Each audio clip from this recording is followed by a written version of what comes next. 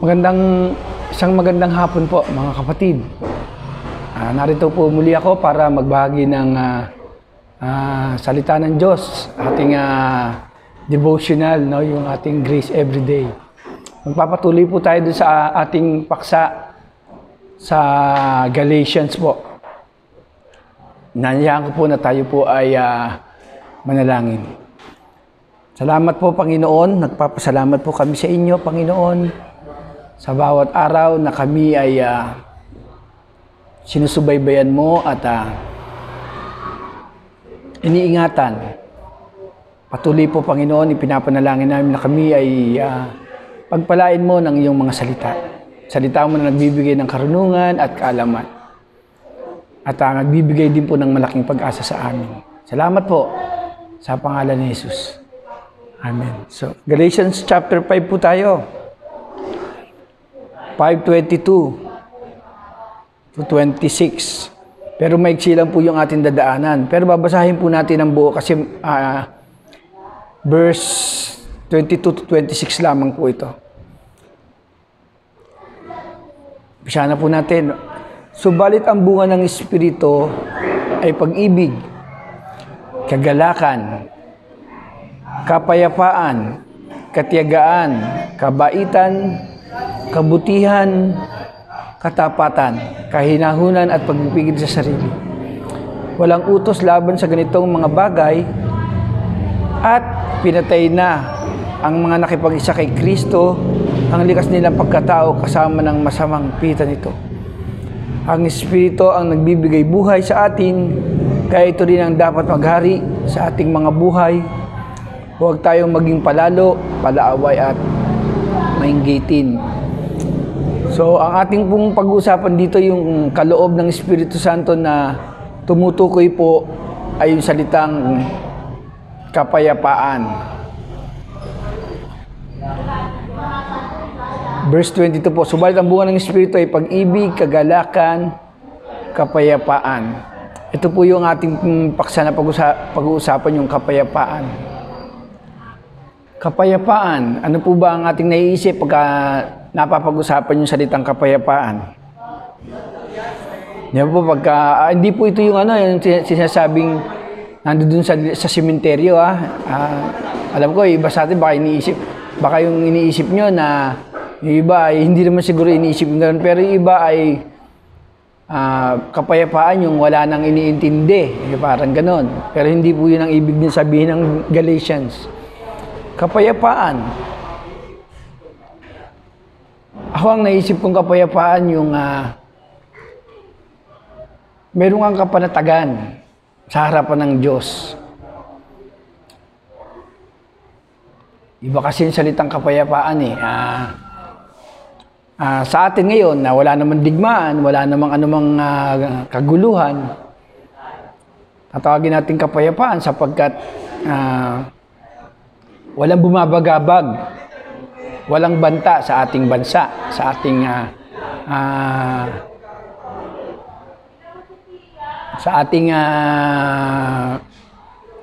kumbaga yung ating buhay wala pong banta sapagkat wala pong digmaan at wala pong pag-aaway o pagkakaroon ng gulo.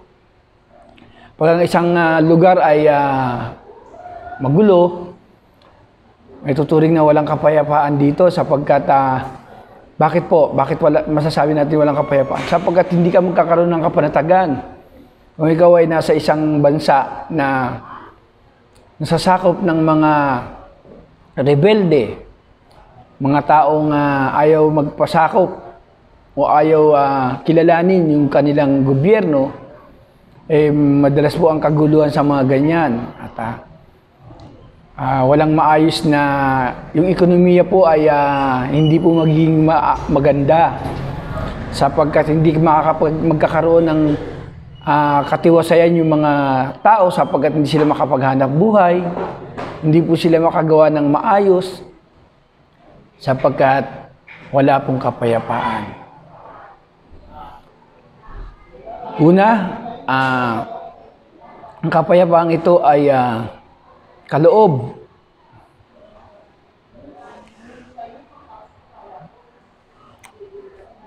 kaloob ng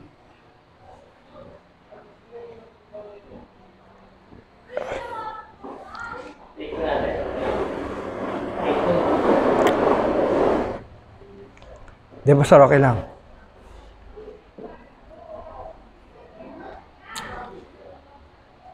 Medyo nasasabid lang po. Diretso po tayo. Kapayapaan po. Excuse me po, mga kapatid. No? Kapayapaan, ang sinasabi nga po natin, kapag ikaw ay may kapanatagan sa harapan ng Diyos,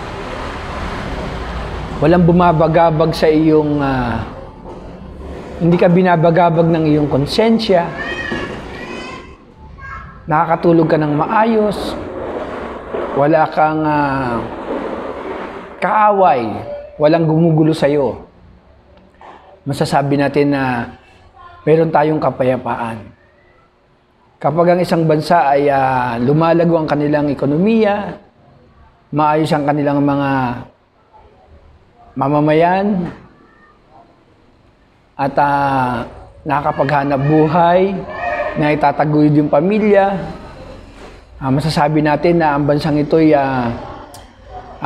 may kapayapaan sapagkat maayos ang kanilang pamumuhay. Walang bumabagabog sa kanila, walang sumasakop sa kanila, walang umaalipin sa kanila, walang nanggugulo, walang anumang paglalaban na nagiging dahilan yun kasi pagka may digmaan ay walang kapayapaan yan. Sa atin pong, dito po sa atin sa Pilipinas, meron tayong lugar na alam natin na walang kapayapaan at hindi umaasenso yung lugar, no? Yun po yan yung Mindanao na madalas po natin na nababalitaan at nangyayari na natatapat po sa buwan ng Oktubre hanggang katapusan ng taon. Kaya minsan sinasabi nga nila magpapasko ay wala silang kapayapaan sapagkat meron silang merong pag-aaway, merong digmaan sa kanilang lugar. Yan po yung pinakamahalaga, yung kapayapaan, kasi kapag payapa ang mga mamayan, makakapaghanap buhay sila ng maayos, makakapamuhay sila ng maayos. Higit sa lahat, ang lahat ay masaya sapagkat wala ang anumang pwedeng umabuso, wala ang pwedeng umalipin sa kanilang mga grupo. Kasi alam nyo, may mga grupo kasi na minsan bagamat hindi po malaking digmaan, sinasabi natin na pananakop ng ilang grupo, mga makakaliwa, mga rebelde, ito yung nagbibigay ng kawalan ng kapayapaan sa kanilang mga mamamayan. Hindi sila makapaghanap buhay, hindi sila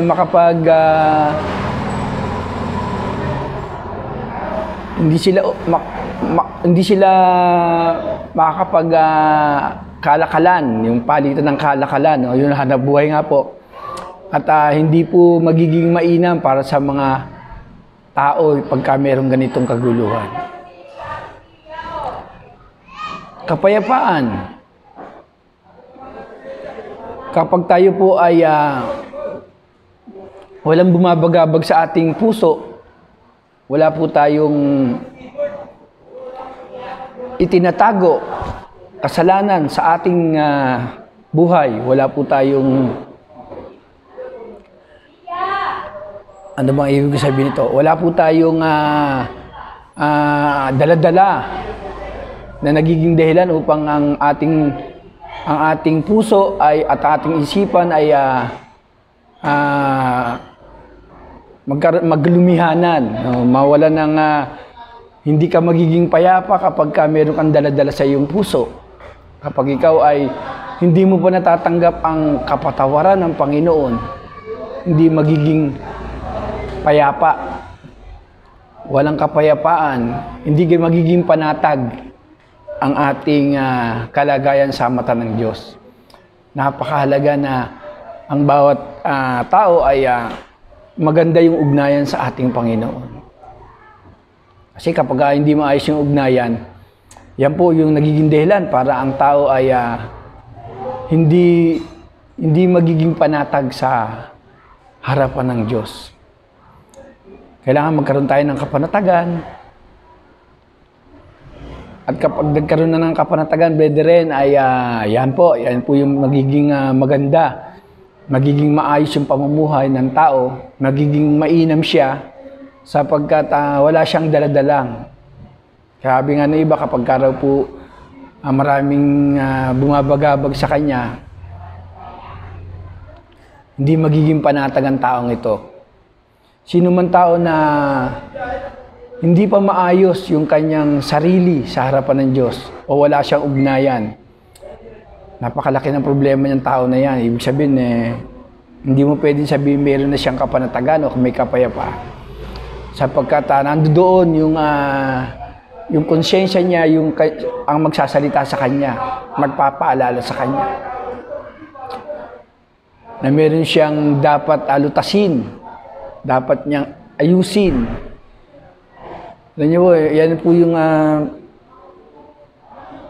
pinakamagandang bagay na dapat maayos yung relasyon sa Panginoon. Para lubusan po natin maintindihan yung kapayapaan. Kapag ang isang tao ay nagpapatuloy sa kasalanan at hindi siya lumapit sa Diyos, hindi niya isinuko yung kanyang buhay, kailanman hindi magkakaroon ng kapayapaan ng taong ito. Wala pong kamartagan yan. Sapagkat ang konsyensya niya ay magsasalita sa kanya. Maliban na lamang kung ang konsyensya ay hindi niya pinakinggan, wala pong tao na hindi inuusig ng kanyang konsyensya. At diyan po nagsisimula yung wala kang kapayapaan. Sapagkat merong gumugulo sa iyong puso. Kaya mahirap pong yan yan po yung mahirap ma-encounter Di bali pa yung yung digmaan matitiis pa ng tao yun Dahil hindi naman habang panahon ay mayroong digmaan. Papayapa rin po yan. Pero iba po yung dala-dala mo hanggang sa pagtanda mo, hanggang sa ikaw ay mamatay, na hindi ka nagkaroon ng maayos na relasyon, hindi ka nagkaroon ng magandang ugnayan sa Panginoon,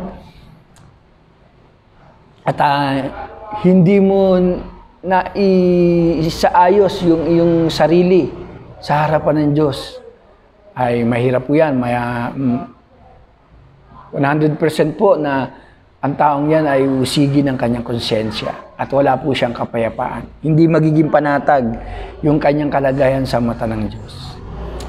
Kaya po pag yan po yung naayos, unang-una, sabi nga nila, ang nagsisimula ang pagbabago sa iyo, sa sarili mo muna. Kapag ang sarili mo ay nilapit mo sa Diyos,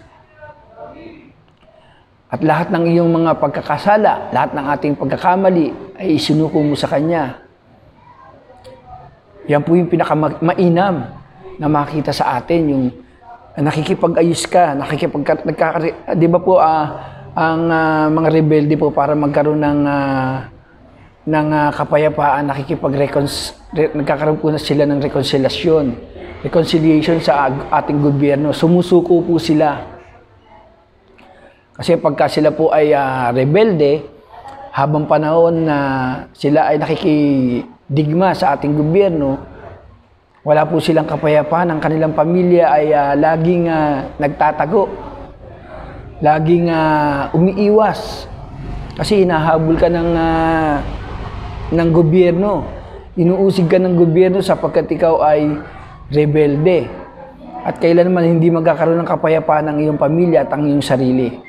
So kailangan surrender para mawala yung bagabag, takot, mawala yung pangamba. Ang ginagawa ng ibang rebelde ay sumusuko. Sa pati ng paraan na magkaroon sila ng kapayapaan, maging panatag yung buhay ng kanilang pamilya. Naiisip din nila na hindi habang panahon na nagtatago. Kaya para maiwasan yung kaguluhan, yung anumang takot sa kanilang puso, sila ay sumusurrender sa ating pamahalaan. At kapag sinurrender na nila, ibig sabihin, handa na po silang magpasakop sa gobyerno, diyan na po nagsisimula yan. Magkakaroon na po ng reconciliation, at kapag nagkaroon na po ng pagkakasundo ay magiging panatag na po ang mga rebelding ito. At dito na po nagsisimula ang kapayapaan. Mga kapatid, atin pong tanggapin sa pamamagitan ng Espiritu ng Diyos ang kapayapaan. Sa kapatid, ito'y bunga, kaloob din ng Espiritu Santo. Kapag tinanggap mo ang Espiritu Santo, kasama na po na meron kang kapayapaan sapagkat sabi nga po, sinuko mo ang buhay mo sa ating Panginoon, inamin mo ang iyong mga pagkakamali, at sinabi mo sa iyong sarili na kailangan mong mamuhay ng maayos sa harapan ng Diyos. Ba, maganda yan kapatid. Yan po, dyan po magsisimula ang kapayapaan. Mapapalitan niya ng, siyempre, ang kabaliktaran ng kapayapaan, magkakaroon ka ng magiging masya ka, magiging malaya ka, yan po yan eh. Malaya, yung sinasabi natin na walang umuusig sa'yo, walang bumabagabag sa isipan mo, walang gumugulo sa isipan mo, makakatulog ka ng maayos. Iba po kasi kapag tayong walang kapayapaan. Ang kapayapaan po ay may maayos na ugnayan sa Panginoon. Kapag ang isang tao ay nagkaroon ng maayos na ugnayan sa Panginoon, marami po siyang pwedeng matanggap. Isa po sa matatanggap niya, nakaloob ng Espiritu Santo, ay ang kapayapaan. Mga kapatid, sa harapan ng Diyos, pagdating niya ay hindi tayo babagabag na tayo ay bagamat ang Diyos ay maghahatol, meron kang kapayapaan at may panatag. Meron tayong kapanatagan sapagkat nandoon yung iyong pagsuko sa ating Panginoon. At ang Diyos, kapag ang isang tao ay sinuko ang buhay niya sa Kanya, at hinayaan niya, pinahintulutan niya ang Diyos ang maniobra ng kanyang buhay, magpatakbo, marami pong matatanggap ang taong ito. At isa na po rito, ang kapayapaan. Kapayapaan na ikaw ay hindi na mahatulan. Payapa ka sa pagdating ng Panginoon ay aabutan ka na naglilingkod, sapagkat ang nais ng Diyos sa bawat Kristiyano, kahit magulo na po sa labas, kahit magulo na po yung nangyayari sa mundo, sabi nga, nagkaroon ng digmaan, nandoon pa rin ang kapayapaan. Sabi nga ni Kristo sa kanyang mga alagad, iniiwanan sila ng kapayapaan. Kahit sila inuusig, kahit sila ay binibilanggo, ano man ang ginagawa sa mga disipulo ng Panginoon, nandoon ang kapayapaan sa kanila sapagkat ang ating Panginoon sa pamamagitan ng Espiritu Santo ay taglay po ng bawat isa. Napakahalaga po ng kapayapaan, mga kapatid. Kung wala po nito sa pamilya, medyo magulo yan. Hindi po magiging maayos yung pamilya kapag magulo sa loob ng sambayanan. Kailangan po natin ng kapayapaan at ito ay matatamo natin sa pamamagitan ng Espiritu Santo. Tanggapin po natin ang kapayapaang ibinibigay ng Diyos. Yun lamang po, mga kapatid. Salamat po. Tayo po yung manalangin.